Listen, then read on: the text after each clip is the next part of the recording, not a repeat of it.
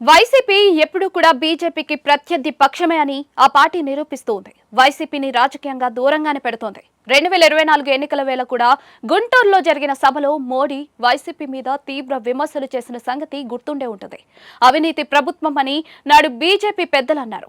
అదే నిజమని నేడు మరోసారి బీజేపీ జాతీయ అధ్యక్షుడు జేపీ నడ్డా అంటూ ఉన్నారు. ఆయన విశాఖలో జరిగిన బీజేపీ సభలో వైసీపీ మీద తీవ్ర వ్యాఖ్యలు చేశారు. ఏపీ ప్రజలు 2024 ఎన్నికల్లో అవినీతి ప్రభుత్వాన్ని సాగనంపారు అని జేపీ నడ్డా హాట్ కామెంట్స్ చేశారు. వైసీపీని అవినీతి ప్రభుత్వం అని, ప్రజా వ్యతిరేక ప్రభుత్వం అని కూడా ఆయన నిందించారు. 2024 వరకు నడిచిన ఆ ప్రభుత్వాన్ని కూలదీసినందుకు ప్రజలను అభినందిస్తున్నామని ఆయన ఏపీ ప్రజలను ఉద్దేశించి వ్యాఖ్యానించారు. అంతేకాదు వైసీపీది అసమర్థ అస్తవ్యస్తమైన ప్రభుత్వం అని కూడా ఘాటు వ్యాఖ్యలు చేశారు. వైసీపీని ఒక డెత్ ట్రాప్ గా ఆయన అభివర్ణించారు. మరి దీని అర్థం పరమార్థం ఏమిటో తెలియదు కానీ షాకింగ్ కమెంట్స్ గానే అంతా చూస్తూ ఉన్నారు. వైసీపీ ప్రభుత్వం అరాచక పాలన 5 ఏళ్ల పాటు సాగించింది అని కూడా నడ్డా వ్యాఖ్యానించారు. తమ అవినీతి పాలనతో, అరాచక విధానాలతో ఏపీని పూర్తిగా అంధకారంలోకి వైసీపీ నెట్టిందని కూడా దుయ్యబట్టారు. ఇక ఏపీలో గత 15 నెలలుగా సాగుతున్న కూటమి పాలనతో రాష్ట్రానికి పూర్వ వైభవం దక్కుతోంది అని జేపీ నడ్డా అన్నారు. ఏపీ ప్రజల గుండెల్లో మోడీ ఉన్నారు అని ఆయన చెప్పుకొచ్చారు. ఏపీకి ఎంతో మేలు చేసేందుకు కేంద్రం పెద్ద ఎత్తున నిధులను మంజూరు చేస్తోంది అని ఆయన గుర్తు చేశారు.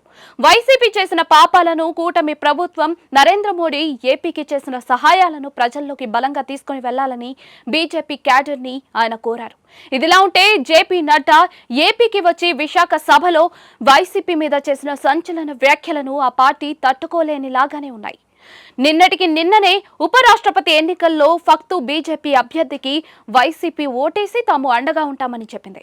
అయితే అది వైసీపీ బలహీనత అనివార్యతగా బీజేపీ భావిస్తోంది అన్నది అర్థమవుతోంది అంటున్నారు. దీనికంటే ముందు వైసీపీని తీవ్ర విమర్శలు చేసే బీజేపీ ఏపీలో కూటమితో కలిసి అధికారంలోకి వచ్చింది.